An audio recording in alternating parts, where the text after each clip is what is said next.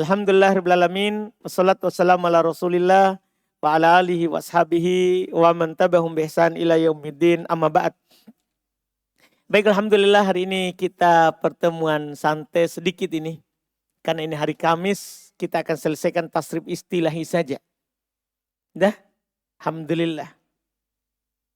Nanti pekan depan baru kita masuk di tasrif lugawi. Iya. Berikutnya sekarang tasrif istilahi fi'il rubai mazid. Tasrif istilahi fi'il rubai mazid. Sebagaimana yang telah kita ketahui bahwa fi'il rubai mazid terbagi dua, iya kan? Karena hanya ada tambah satu dan tambah dua. Tidak ada yang tambah tiga. Fi'il rubai mazid tambahan satu huruf. Fi'il rubai tambahan satu huruf. Sudah antum tahu? 4 tambah 1 sama dengan 1. Yaitu wazan apa? Wazan apa? Tafa'lala. Ini yang mau kita tasrif. Bab 1 yaitu satu-satunya tafa'lala. Contoh wazan tafa'lala ya tafa'lalu tafa'lulan. Perhatikan kaidah masdar. Kan dia diawali oleh ta dhamma sebelum akhir.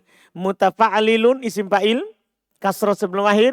Mutafa'lalun isim maf'ul, fathah sebelum akhir. Tafa'lal fi'il amar, la tatafa'lal fi'il nahi. Mutafa'lalun zaman makan, sama dengan isim maf'ul. Tufu'lila, ini juga yang perlu diperhatikan. Dhamma pertama dan kedua, fi'il madhi majhul. Karena diawali oleh ta, dhamma pertama dan kedua. Tufu'lila, yutafa'lalu. Iya. Coba tasrif tafa'lala.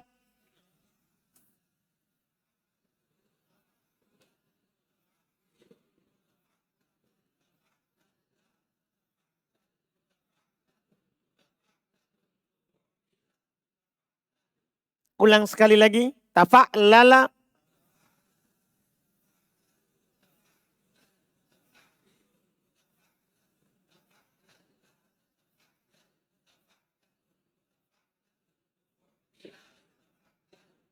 Contoh al-mithal, contohnya tadah roja, tasrif.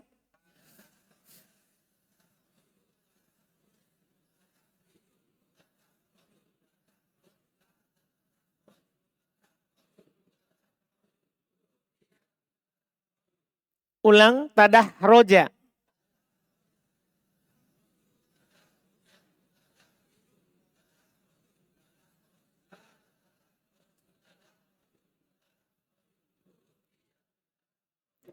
Santum.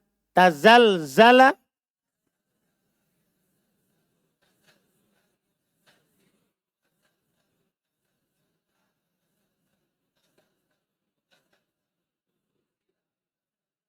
Masya Allah.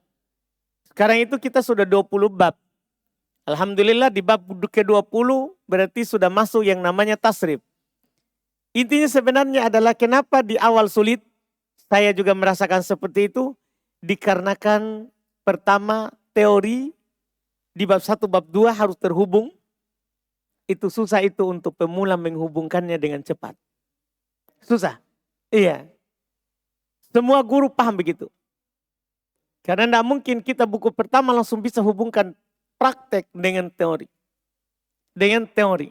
Paham kan? Iya. Ini tidak susah untuk awal.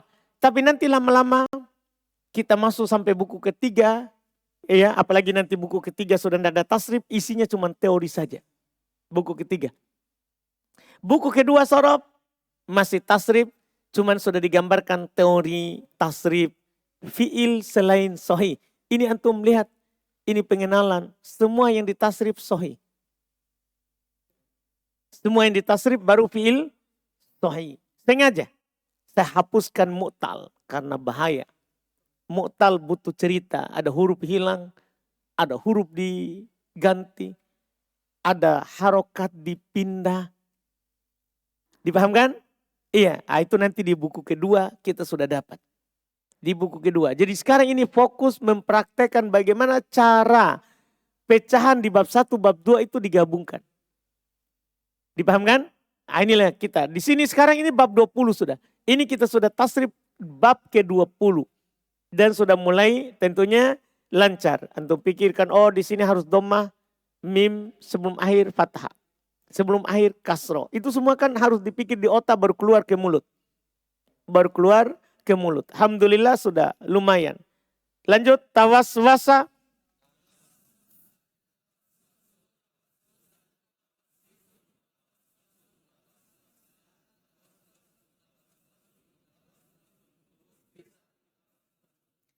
Ini yang susah. Tahas haso.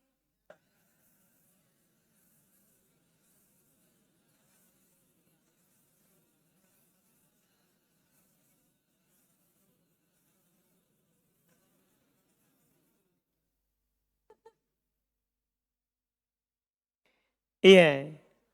Sengaja kadang dalam satu tasrif saya bawakan kata susah. Lisan. Kita mau biasakan lisan. Iya, lidata itu, lidah. Iya. Lulang tahas haso.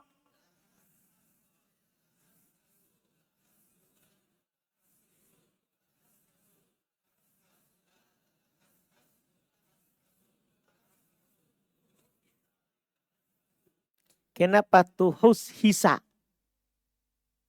So, ini bukan tawaswasa. Yang suaranya sa.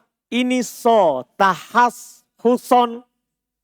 Bukan tahas husan. So ini bukan tawaswasa, ya tawaswasu, tawaswusan. Ini so, ulang suara so. Tahas haso.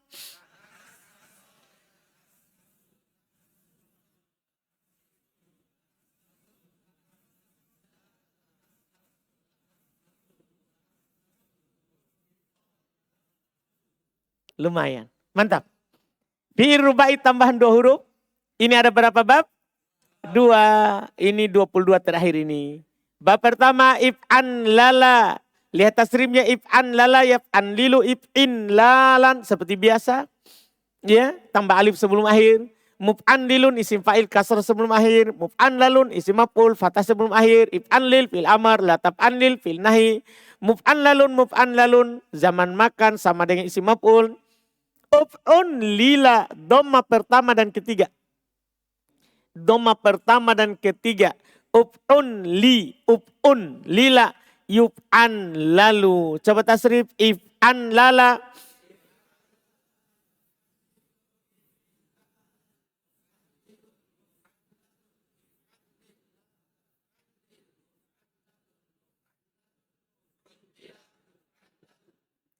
Mantap, Masya Allah. Ihron jama.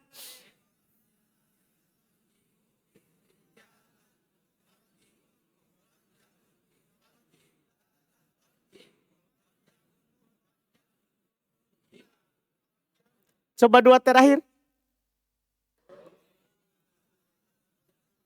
Ulang 2 terakhir. Ulang. Iprongkoa.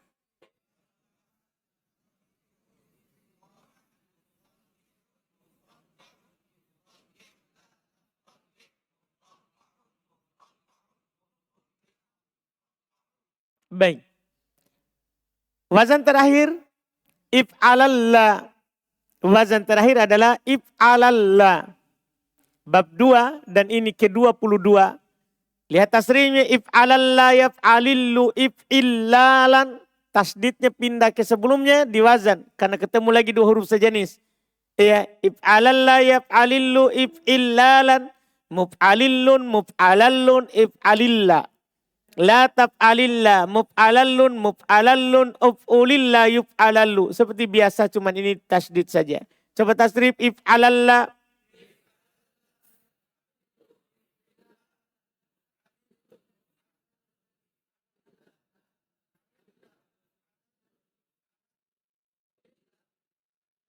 Baik. Contohnya iksya'arro, yaksya'irru, iksyi'roron. Kalau ini tidak tasdid. Karena kan tidak ketemu 2 huruf sejenis. Ini bedanya nanti di wazan. Karena di wazan kebetulan ketemu lam. Kalau di tasrif tidak ketemu berarti seperti biasa. Iksya'arro yaksya'iru iksyi'roron. Muksya'irun iksya'ir. La taksya'irro. Muksya'arun uksyu. Dhammah huruf pertama dan ketiga. Uksyu'irra yuksya'arru. Coba tasrif iksya'arra.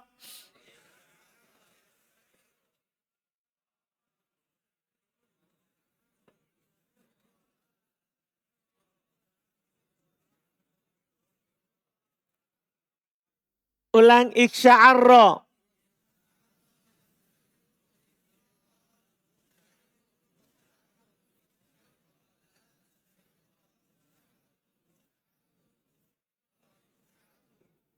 Sekali lagi, iksya'arra.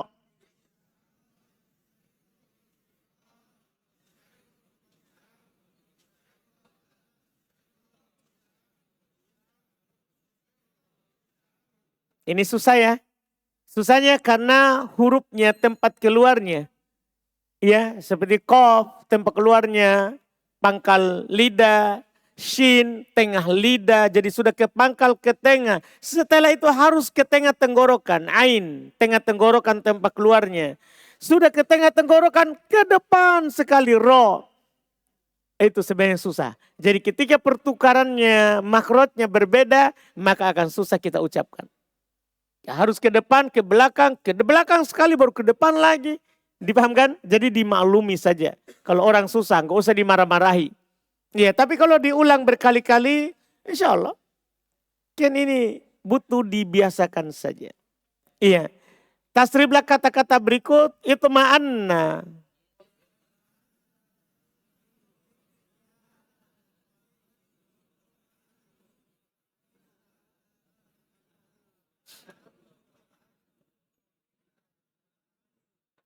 Ini mudah sebenarnya karena hanya satu huruf tenggorokan. Hamzah. Hanya Hamzah. Jadi perpindahannya gampang. Ulang itu ma'anna.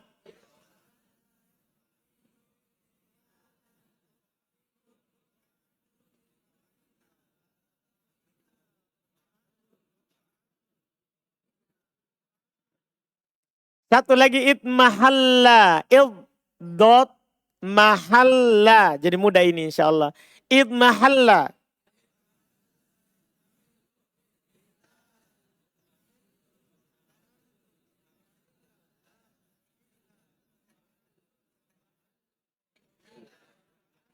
Ulang sekali lagi idmahalla.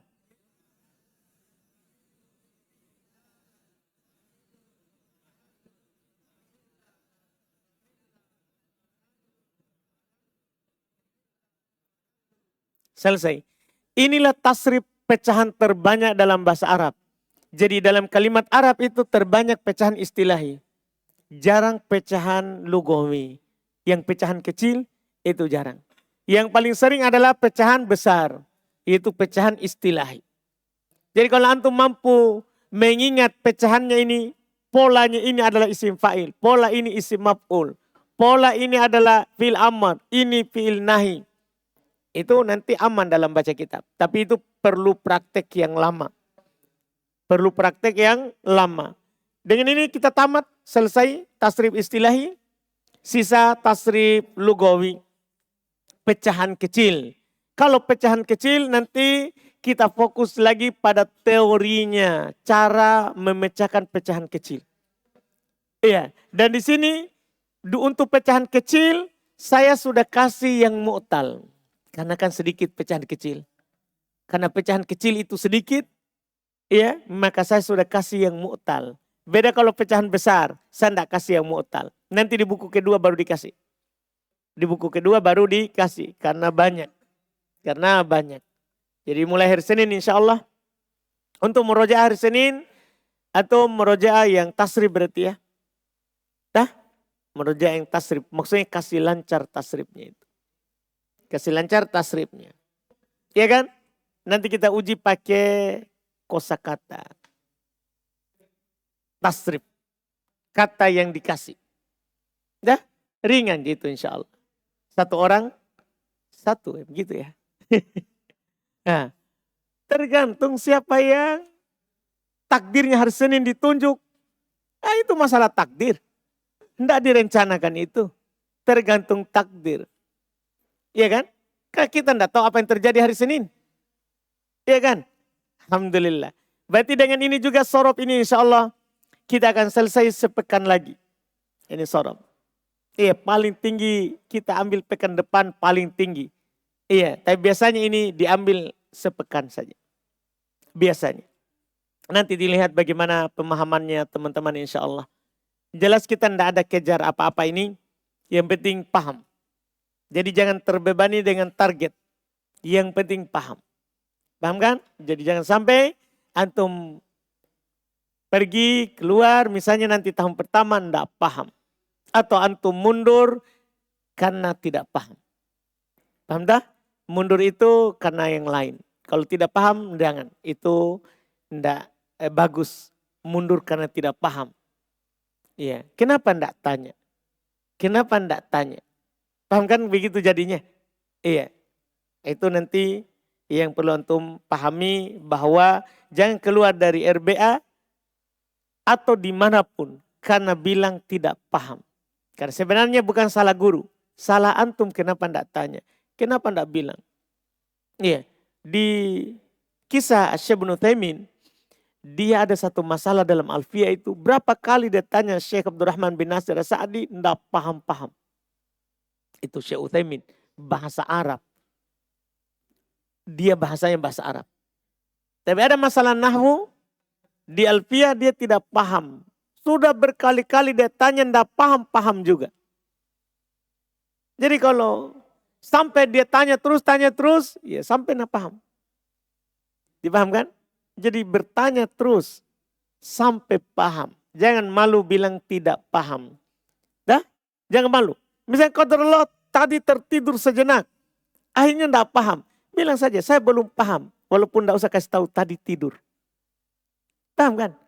Tidak apa-apa itu. Bukan aib. Tidak masalah. Iya, tidak ada masalah. Bukan aib. Aib itu adalah orang tidak paham tapi tidak bertanya.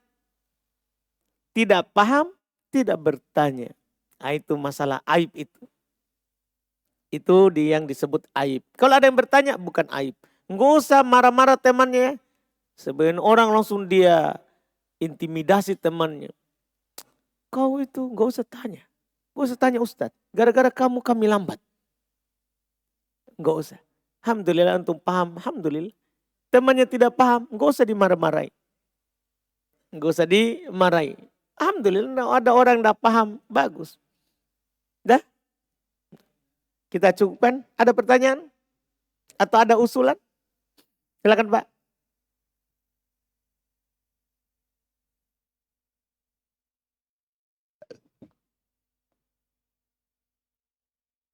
Ustadz, saya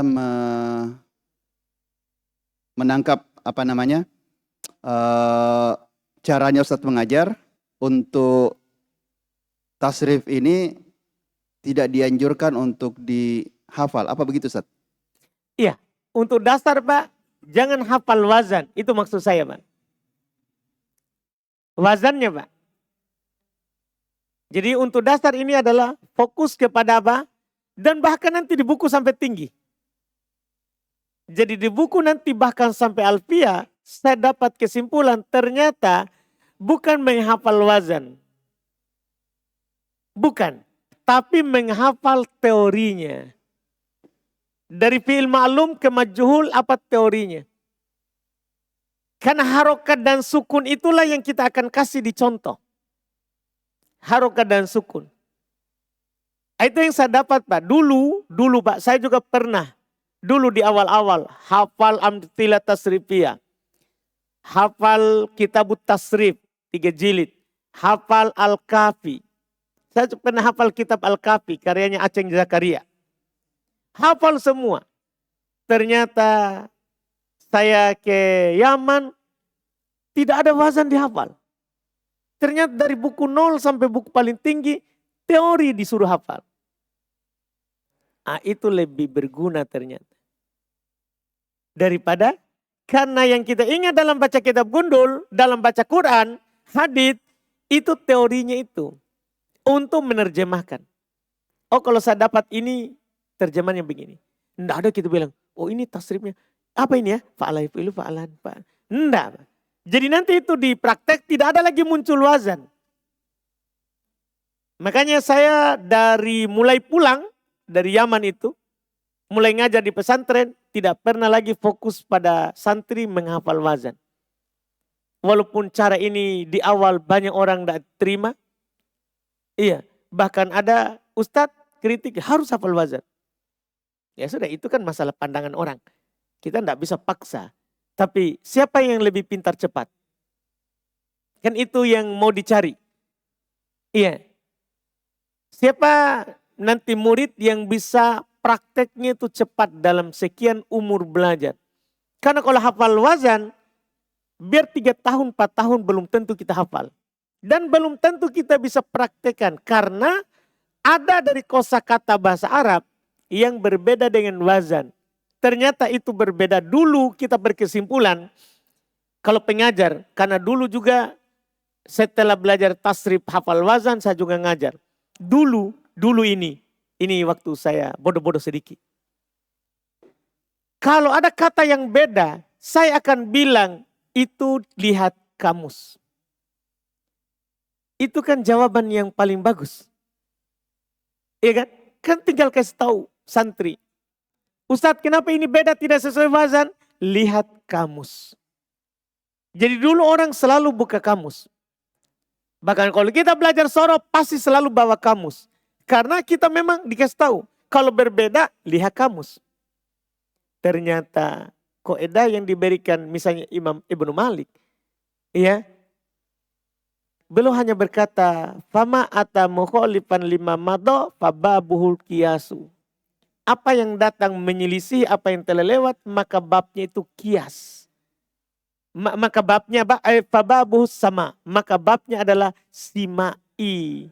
Jadi yang berarti kaidah dasarnya ada. Kalau beda baru simai. Baru simai, ada rumus tetapnya. Tapi itulah, kalau kita hafal wazan kita akan bingung. Dan kalau murid bertanya kita akan bilang, itu lihat kamus. Sehingga orang beli kamus semua. Padahal sorof itu di kamus itu untuk arti. Bukan melihat harokat dan sukun. Kalau orang sudah belajar sorof, lihat kamus arti saja. Terjemahannya. Untuk terjemahannya. Iya. Bukan harokat dan sukun. Jelas kan? Jadi seperti itu Pak. Makanya saya ubah. Dari saya pulang itu. Dari saya pulang. Dari Yaman saya sudah ubah begitu. Walaupun sulit ini diangkat, alhamdulillah. Jadi buku yang saya tulis itu yang pakai adalah murid saja. Alhamdulillah. Yang merasakan bahwa ini memang harus seperti itu kalau mau cepat. Tidak mungkin kita di RBA ini bisa praktek baca kitab nanti 3 bulan kemudian.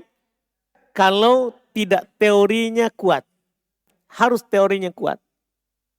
Baru bisa praktek baca kitab. Karena kalau tidak, maka saya akan capek ya mengasih tahu bahwa ini setiap kata ini harokatnya. Nanti begitu jadinya Pak. Kalau hafal wazan nanti setiap kata harus dikasih tahu harokatnya. Tapi dengan teori tidak semua kata dikasih tahu harokatnya. Dipaham atau? Jadi memang begitu Pak. Apa yang kita rasakan itulah memang yang saya inginkan. Cuman kadang saya tidak bahasakan. Bahwa yang paling pokok ternyata ini buku teori. Harus fokus pada teorinya. Bukan menghafal wazan. Tapi menghafal teori perubahan. Dipahami ini kan? Itu lebih ringan. Wallahualam. Kita cukupkan. Subhanallah. Hamdik. Asyhadu an la ilaha illa anta.